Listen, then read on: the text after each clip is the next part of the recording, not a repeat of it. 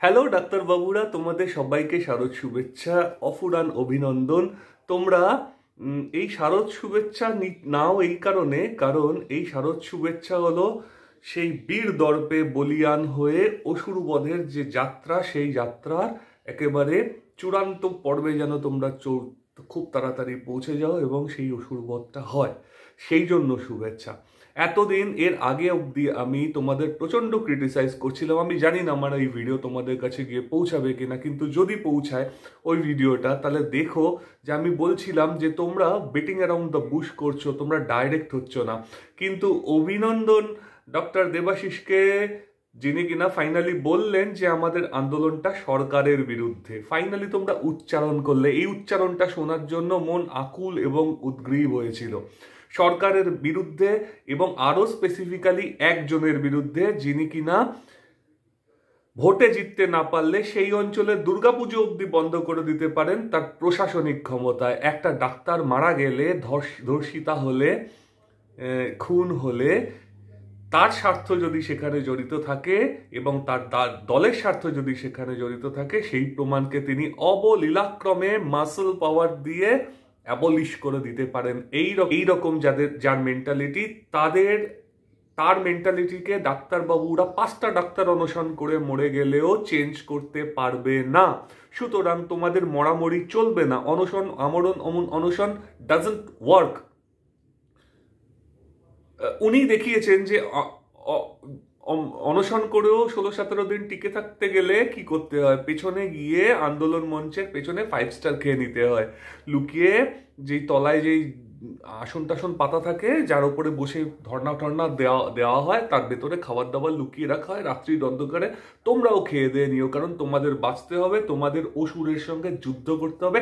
শুধু যুদ্ধ করলে চলবে না, জিততে হবে। সুতরাং এই স্পিরিটটা তোমরা রেখো। আর পুজোর সময় সকলে ব্যস্ত থাকবে আনন্দ উদযাপনে। পাড়ায় পাড়ায় সমস্ত দর্শনার্থীদের ঢল নামবে, ডাকা শুরু হয়ে গেছে এবং সেখানেও তোলা চলছে। কোনো জায়গায় যদি ক্যামেরা হাতে কোনো ইউটিউবার পৌঁছে যায়, তাদেরকে 1600, 1700, 1000 যে যেমন পারছে দমদম পার্কের মতন পুজো, তারপর টালা প্রত্যয় পুজো। বুঝতে পারছি টালা প্রত্যয়ের পুজো নাকি 1700 টাকা চেয়েছে। ইউটিউবেই আছে সে ভিডিও, আমার তো বানানো নয়। বোঝাই যাচ্ছে টালা থানার ওসি কেন গ্রেপ্তার হয়েছে এই কাণ্ডে। একেবারে পুরো জায়গাটাকেই পলিউটেড করে দিয়েছে মনে হচ্ছে। হ্যাঁ, এই তোলাই একমাত্র তাদের উৎস এবং আয়ের উৎস এবং বড় লোক হওয়ার উৎস। লাখ লাখ দর্শনার্থীর ভিড় থেকে যা পাওয়া যায় যেখান থেকে। হ্যাঁ, তো তোলা তুলতেই হবে এবং তোলার জন্য মাথার ওপর ছাড়া তো আছেই। এই যে একটা বাচ্চা মেয়ে যে খুন হয়ে গেল ধর্ষিতা হয়ে, কোথাও কখনো জয়নগরে, কখনো আমার বলার ভাষা নেই যে ধর্ষকরা কোথাও একটা এরকম ফিল করছে এই রাজ্যে, যে এই রাজ্যে ধর্ষণ করে খুন করলে মেয়েদের সরকার বাদবাকি কাজটা করে দেবে, তাদের কোনো চিন্তার কারণ নেই। তথ্য প্রমাণ লোপাট করতে যদি শাসক দলের সঙ্গে তাদের পরিচয় ইত্যাদি থাকে, তাহলে সেখানে সাহায্য করে সেসব একেবারে পুরো বেমালুম হাপিস করে দেবে এবং তার জন্য পুরো প্রশাসন ঝাঁপিয়ে পড়বে। ধর্ষক ধরতে পারুক বা না পারুক, একেবারে এভিডেন্স তোলপাড় করে দেওয়ার জন্য একেবারে তৎপর, অন টোজ। বিশ্বাস জন্মেছে আরজি করের ঘটনা দেখার পরে এবং ডাক্তার আন্দোলনে আবার পুলিশি হস্তক্ষেপের পরে যে লাথি মারা হয়েছে যেই ডাক্তার বাবুকে ওই ডরিনা ক্রসিং এর ধর্ণা মঞ্চ তৈরি করার জন্য, রাস্তায় বসার জন্য, পুরো বিশ্বাস জন্মে গেছে যে পুলিশ আসলে একটা অস্ত্র, আরেকটা বড় অস্ত্র। আরেকটা কথা মনে রেখো, তোমরা কিছুতেই ভুলো না, আমাদের দেশের স্বাধীনতা 1947 সালের 15ই আগস্টের বহু আগে আসতে পারত, যদি না গান্ধীজির পথ থেকে মানুষ নেতাজির পথে ট্রান্সফার্ড হতো। নেতাজির পথটা কি? নেতাজির পথটা কিন্তু এক গালে থাপ্পড় মারলে আরেক গাল পেতে দেওয়া নয় কিছুতেই, গান্ধীজির মতন। তাহলে ওই 1921 সাল থেকে 1932 সালের আন্দোলনগুলোতেও কিছু না কিছু ফ্রুটফুল, মানে সেই আন্দোলনগুলো ফ্রুটফুল হতোই। সুতরাং শুধুমাত্র গান্ধীগিরি চলবে না। গান্ধীগিরি আজকের সমাজে তো তাদেরই কাছেই চলবে না যাদের, আরে তুমি গান্ধীগিরি কাদের কাছে করবে? যারা শিক্ষিত, যাদের বিবেক আছে। অশিক্ষিত লুম্পেন শ্রেণী, যেই শ্রেণীটা জি আছে হলো প্যারাসাইট হিসাবে, পরজীবী হিসাবে, নিজেদের কোনো কিছু করার ক্ষমতা নেই, nothing they can build basically. কোনো ইন্ডাস্ট্রি নেই, কোনো কিছু নেই, যা ইনফ্রাস্ট্রাকচার আছে ঘুণ পোকার মতন সেটাকে কুড়ে খুবলে খেয়ে শেষ নিঃশেষ করে ধসিয়ে নিজেদের আখের গুছিয়ে যারা প্যারাসিস্টিক একটা লাইফ লিড করে বেঁচে থাকে, তোমরা কি আশা করবে? তারা তোমাদের কাছ থেকে তোমাদের ওই 24 ঘন্টার মধ্যে তোমরা ভেবেছিলে তারা রেসপন্ড করবে এই 10 দফা দাবিতে? কিছুতেই করবে না, বিকজ ওই 10 দফার প্রত্যেকটা দাবির সঙ্গে মাথা জড়িয়ে, একদম দ্য হেড জড়িয়ে। সুতরাং আর কিছু বলার নেই। যখন তোমাদের আন্দোলনটা এখন সরকারের পক্ষে, all the best for this. সরকারকে ডেফিনেটলি খোল নলচে বদলে ফেলতে হবে। সরকারকে ডেফিনেটলি স্বীকার করতে হবে what they have done are all wrong, those are all wrong steps, এবং তাতে তো রেসপন্সিবিলিটিও নিতে হবে। নিতে যদি হয় তখন তার ফেটটা কখনো অরাজনৈতিক নয়, তার ফেটটা সবসময় রাজনৈতিক, এটা মাথায় রেখো।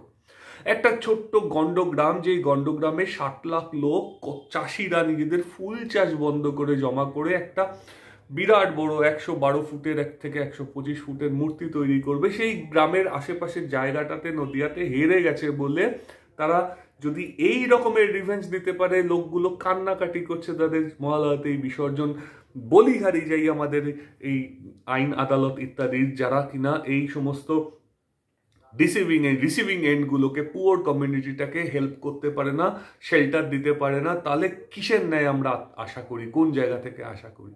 সমস্ত কিছুই যদি এইভাবে কুক্ষিগত হয়ে থাকে কোনো মুষ্টিমেয় শ্রেণীর হাতে, সাধারণ মানুষ যাবে কোথায়? কিন্তু সাধারণ মানুষের পাওয়ারটা কিন্তু এই ডাক্তারদের যে সন্তান মানে বাচ্চাগুলো, যেগুলো আর কি ডাক্তার পরবর্তী প্রজন্ম, আমাদের এই প্রজন্মকে আশার আলো দেখাচ্ছে যে দেখো এখনো কিছু আশার আলো বাকি রয়েছে, তারা যেন কোনোভাবে নিজেদের প্রাণকে বাজি রেখে কোনো কিছু না করে। প্রাণ বাজি রাখবে কাদের জন্য? প্রাণ বাজি রাখবে কোনো ভালো কাজের জন্য, সৎ কাজের জন্য। একটা দুষ্টের দমন করতে গেলে মা দুর্গার 100টা 1000টা রূপ নিয়েছিলেন, কখনো কৌশিকী, কখনো কাত্তায়নী, কখনো ছিন্নমস্তা, কখনো কালী, করালি।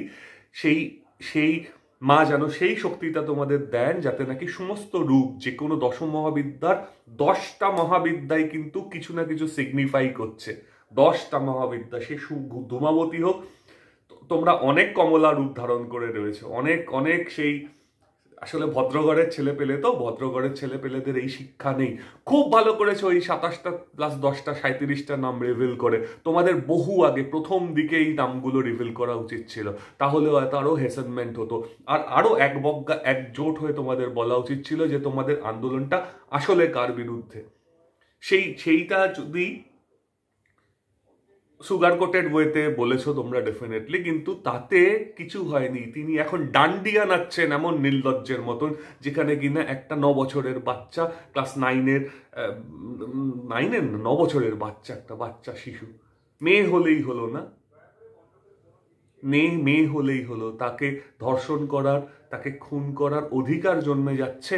যেই একটা লম্পট শ্রেণীর, সেই লম্পট শ্রেণীর বিরুদ্ধে কোথাও যেন একটা ছাতা খুলে রাখা রয়েছে, এবং প্রত্যেকটা ক্ষেত্রে টাকা দিয়ে মুখ বন্ধ করবার চেষ্টা। অভয়া একা একটা ইনসিডেন্ট নয়, ওই যে বাচ্চাটি মারা গেছে তার পিসির বাচ্চাকেও, একটা সন্তানকেও রেপ করে খুন করে তাকে টাকার অফার করে চুপ করে যেতে বলা হয়েছিল, সেই নিয়ে তথ্য এসছে।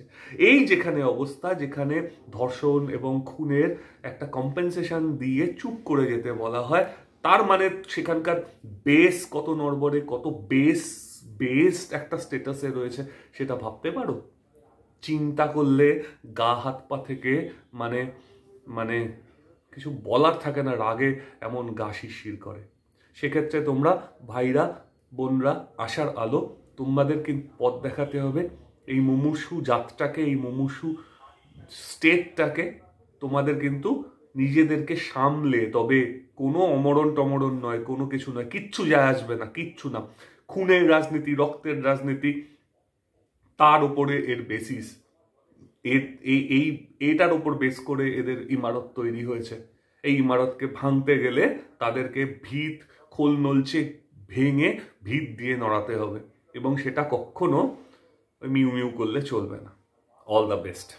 শুভ দুর্গাপূজা। সমস্ত অসুর শক্তির বিনাশ হোক, সবাইকে শুভেচ্ছা এই কামনা করে এই প্রতিবেদন শেষ করছি।